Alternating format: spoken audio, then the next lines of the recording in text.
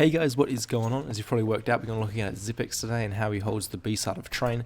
So he often throws this smoke and then he'll often jiggle the pick that for info. But you'll see that smoke there was a little bit off to the left, so he actually couldn't get any info. It was a bad smoke by him, so he decides to fall back a little bit earlier than he probably normally would. Does a bit of a ladder fake. Yeah, that's just something. And then he throws that Molotov there when he knows they're executing. He wasn't in a position to Molotov the ramp itself, so that's a good alternative Molotov. So see then, he just waits here, he doesn't go for anything crazy, and he holds the pushes past bomb train. And this is because, well, one, Astralis already had a man advantage, so they can retake this quite easily, and without this pushed up control of the B side, it's very hard to hold a retake as the T side. You see, you really have the position that Keo just got killed from. This position behind the train Xyp9x was just on, and then up in the brown halls. And besides that, there's not really any positions without pushing up that you can hold. So when you have all 5 of your players alive, like Astralis did, it's very easy to retake if you don't let the T side push up and take that advantage like FaZe was trying to do. So another way you can play is just all the way back at the back of B site, play the bumpers and stuff like that, and just lock down those long lanes as the T side tries to cross over, especially on a round like a pistol rounds. But to start off with, on pistol rounds, Xyp9x often peeks this upper area, gets good info from it, and he also knows he's not a one-shot from a Glock, so it's relatively safe. A little bit of risk and reward involved, but yeah, I think it's a lot better just get the information, and then you see just able to fall back here, play the range game, and you can lock down these lanes. Fortunately, this round doesn't actually end up going quite as they'd planned. You see, he's doing a good job here looking at the lanes. Now that his team's rotating in towards the connector side, I would have liked to see him push over and just lock down the coal train area, because you see here, they were able to get 2 players up at this kind of area, Envious was, and this ends up costing Astralis the round. I think maybe Xyp9x could have moved over with his team's positioning. It might have been a bit hard, maybe he didn't feel safe doing it.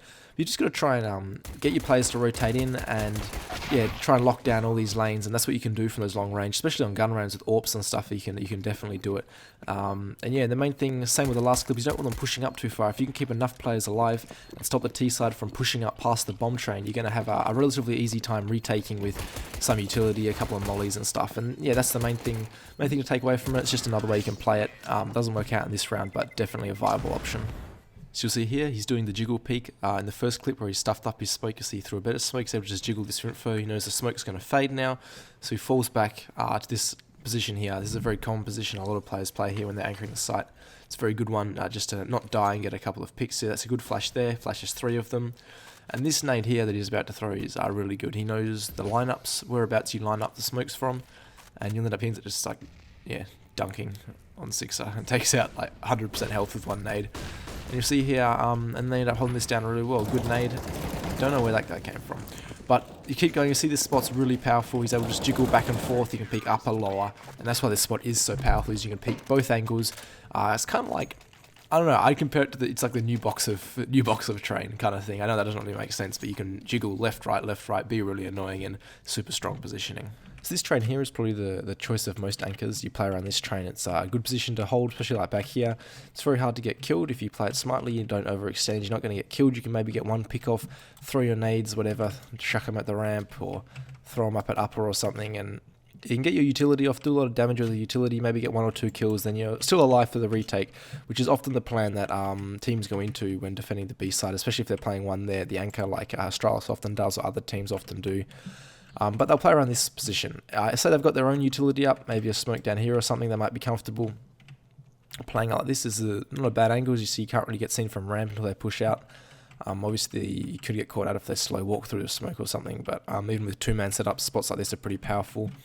And yeah, they'll just play with the utility, and once they think, I want to keep my utility, I don't really want to use it anymore, they'll probably end up just playing a spot like this, checking angles. I know Taz, if you watch one of my first videos, it's actually on the B side as well. My very first one's on Taz. It's pretty low quality, but feel free to check it out. And he'll often just sit here and he'll just jiggle like this, with his gun out obviously, but he'll jiggle so you can spot anyone coming out alpha, and he'll spot here, and then as soon as he sees someone, he'll adjust to the certain angle, try and get the pick off, and then he'll throw his molly or whatever. And Xyp9x do this as well sometimes, but Xyp9x is more of the kind of player is he'll throw his utility, he'll try and get the info with these peaks here and stuff, and then he'll end up falling back. Not this route obviously, because that's silly, but often around he'll fall back on top of the train or whatever, and then yeah, he'll play for the retake game. He'll just try and get those 1 or 2 picks off, give info to his teammates. He'll call the rotate in. Astralis is very good at calling the one rotator in. Often it's Glaive or someone, or even Device with the AWP. They go for some kind of good 2-man setups, which we're going to have a look at now. So like a lot of teams, Astralis will mix it up. They'll have a player pick upper, of course, their AWPer is Device, so you'll see who's going to peek up upper. But at the same time, a Xyp9x pushes up the ramp to apply a bit of pressure. He's there to trade if anyone tries to push onto him quickly or try and rush him down. Xyp9x is there to help. See, after they decide, Device comes back for this angle. Xyp9x has a nade out.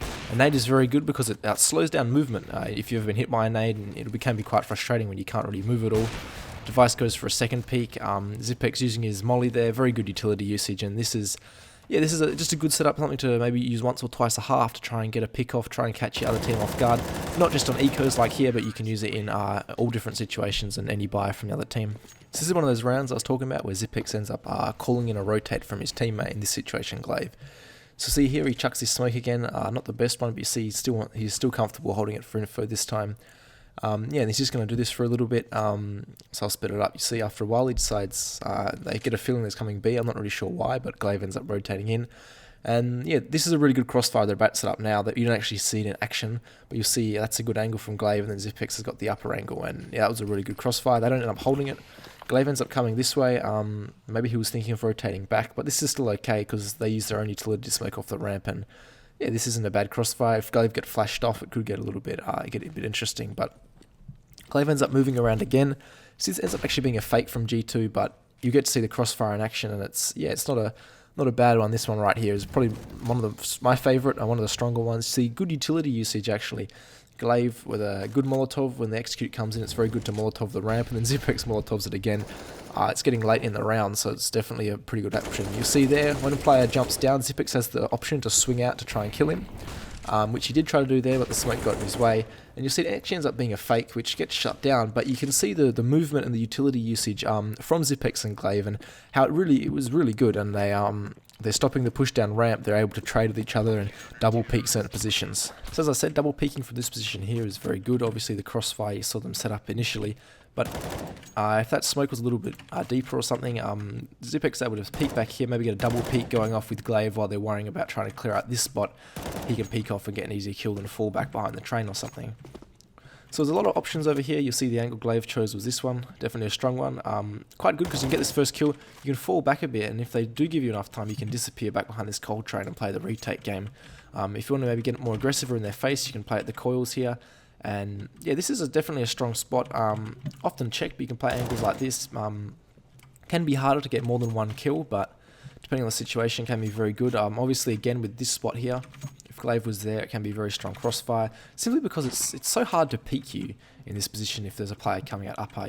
You can't really get peeked from two angles, because I mean, you can't do that because you're exposed to so many angles. The CTs are rotating in, AWP rotating in. And yeah, you can't do it. One thing I'd like to point out is using your utility on the B side if you are the anchor. I always prefer to use it on the ramp, smoke, molly, whatever. And this is simply because T sides always smoke off something like that. They always smoke off this walkway. So if you've got your AWP rotating in, he can't really do that much here. Maybe you can hold an angle like that, but he's probably going to be most useful locking down upper for you, and all the other players can concentrate on people coming out the lower area.